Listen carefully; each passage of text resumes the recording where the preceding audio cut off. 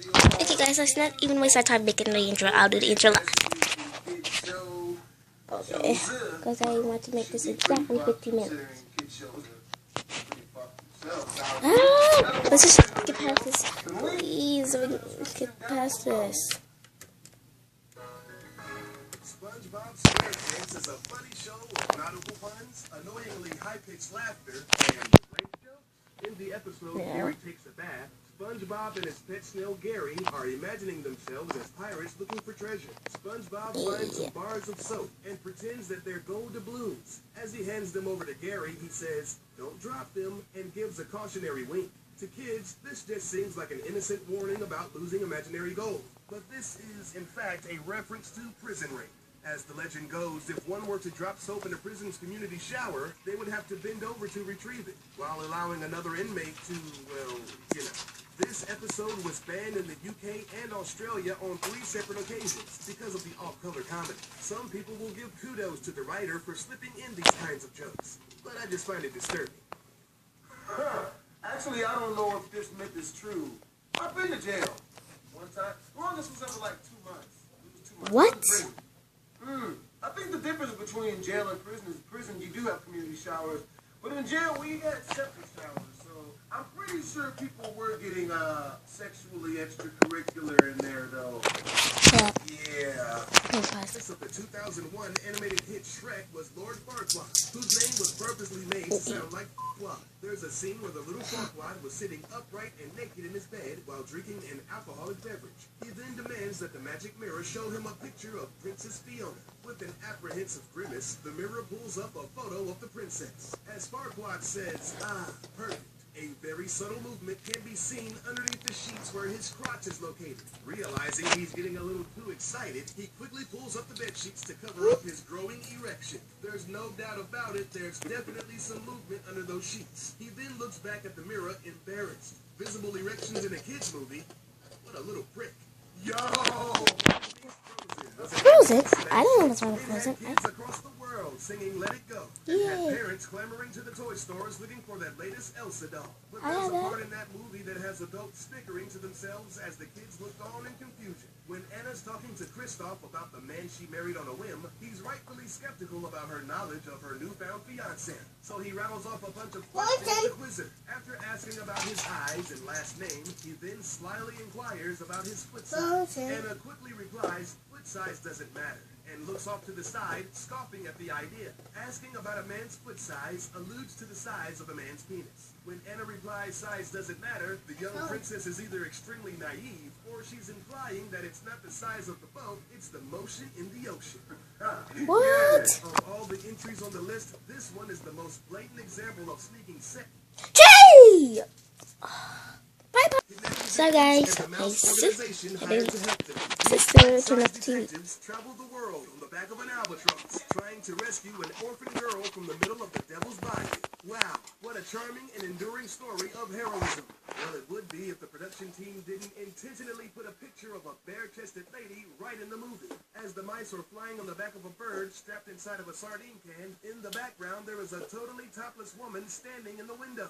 For 22 years, the pornographic image went undetected. Then, in 1999, Disney issued a recall on all copies of the film. They claimed that it was added in post-production by a company not affiliated with them. Disney said the aim of the recall was to keep its promise to families that they can trust and rely on the Disney brand to provide the best in family entertainment. Looks like the only thing Disney's providing is the best boobs in the business. What? Wow, what type of shit is that? Yeah, you heard right. These penguins get down and dirty right in front of you, and your kids were none the wiser. In one scene, Gloria pops out of the water and then slides down across the ice. Well, wouldn't you know it, old clumsy Mumbles flies out of the water and hilariously lands on top of Gloria. As they slip and slide around each other, they find themselves in some pretty unfortunate positions. What follows is a cavalcade of Kama Sutra. They are pretty much doing several erotic sex positions, which to the kids looks like innocent floundering accidents.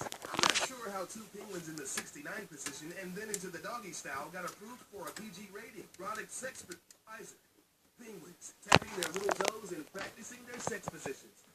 Wait, what? Yep, you heard right. These penguins get down and dirty right in front of you, and your kids were none the wiser. In one scene, Gloria pops out of the water and then slides across the ice.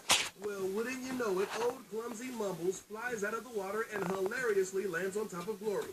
As they slip and slide around each other, they find themselves in some pretty unfortunate positions. What follows is a cavalcade of Kama Sutra. They are pretty much doing several erotic sex positions, which to the kids looks like innocent floundering accidents. I'm not sure how two penguins in the 69 position and then into the doggy style got approved for a PG rating. I guess Mumble's feet aren't the only thing that he'll be tapping tonight.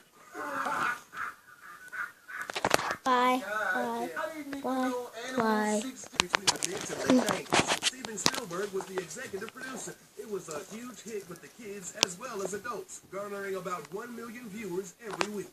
Intended to be a children's show, sometimes they would go a little bit too far with the sexual innuendo. In the most extreme instance, while the main characters are trying to solve a crime, Yakko tells Dot to dust for Prince. She returns with the pop musical sensation, Prince. Yakko tells her, no, fingerprints. Dot and Prince share an awkward glance before she says, I don't think so.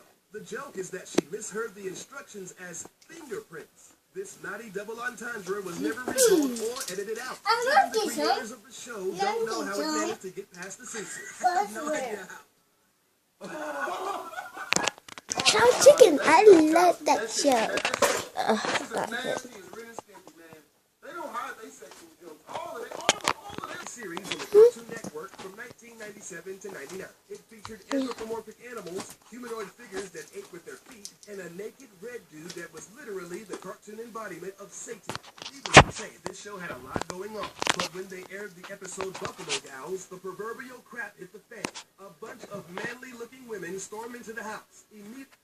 Episode about eating pussy on a children's show.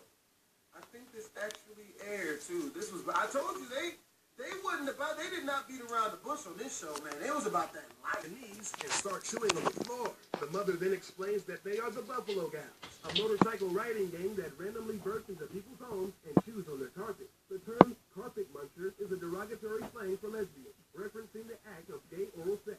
One of the bikers is even named Munch Kelly. Later on in the same episode, they sing about coming out, which could also mean coming out of the closet. When they made this episode, it was like the creators were trying to get their show canceled on purpose. Once the censors found out about the over-the-top innuendo, the episode was instantly banned, and now can only be found in the deepest annals of the internet. Deepest annals.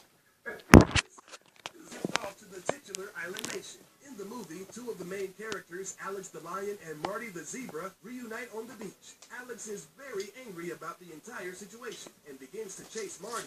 The zebra then runs away in slow motion. He turns around exclaiming, "Oh, sugar honey iced tea." Some kids may think that this is some sort of cartoon colloquialism. Observant adults will take a look at the first letters of each word. It's evident that the zany zebra is shouting out an alternate phrase to, "Oh, shit." Although sugar honey iced tea sounds like a refreshing summer drink, kids should think twice before asking for it at dinner time. I don't see how that makes sense, okay? That's clever. That's so... The Cartoon Network series lasted for 49 episodes Chowder! from 2007 to 2010. I love this powder.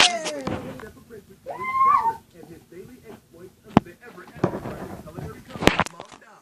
In one episode, Mong and his floating mushroom fairy wife Truffles are in the kitchen standing next to Chowder. Truffles says, "I think it's time to get cooking," and then kisses Mong on the cheek. He blushes, smiles, and his already elongated nose perks up and shakes like an erect penis.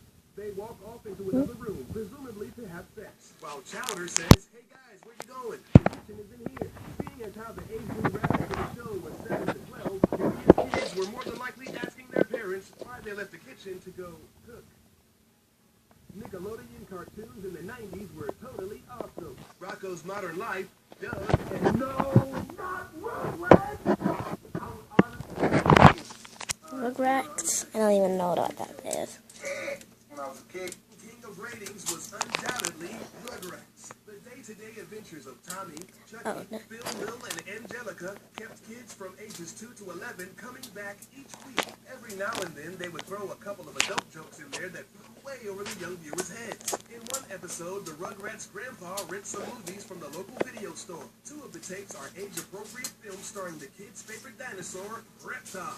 I remember this. I remember this same fucking episode. Like a porn.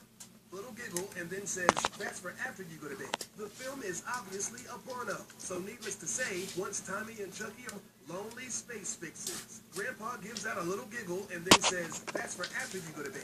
The film is obviously a porno. So needless to say, once Tommy and Chucky are innocently tucked away under the covers, Grandpa will be in the next room gawking at bare naked alien booty. I'll be beating his meat to naked alien. Okay, guys, I only have 5 minutes left, so if this is any longer, I'll have to stop. It's not a joke. Sorry, guys, I'll have to do another one. I'm sorry. Bye.